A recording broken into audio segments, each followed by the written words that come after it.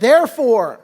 And when you find a therefore in Scripture, you got to find out what it's there for. Paul's just made a blanket statement, a bunch of points here, and he sums it all up with this thing. Therefore, my beloved, flee from idolatry.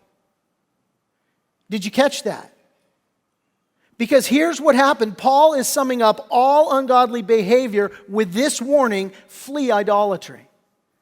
Now, for some of you, you might hear that and it's confusing because you think, well, wait, getting drunk is sin, and lying is sin, and arguing against God is sin, and sex before marriage is sin, and adultery is sin, and pornography is sin.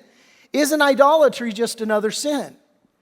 And this is what Paul did not want you and me to be ignorant of. He says, don't be unaware, don't be ignorant. Of what? Of the fact that idolatry is not just another sin. That idolatry is, in fact, the underlying root cause of all the sins. Studying the Ten Commandments, Martin Luther observed, he says, listen, the first 2 of the 10 Commandments refer to idolatry, and the remaining 8 were things like, sexual sin and stealing and lying and so on. And basically what he surmised was that if you never broke the first 2, that you wouldn't break any of the others. See, because if you're a person who drinks too much, or if you're a person who does drugs, or if you're a person who's a liar, or you're violent, or whatever, the underlying issue isn't that you're an alcoholic.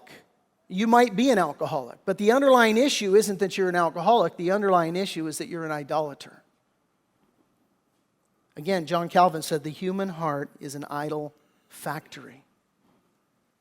It's been said that the sin in your life is like fruit hanging off a bad tree. And a lot of times what we think is, well, I just got to get that fruit off, that bad fruit off, so that I can bear good fruit.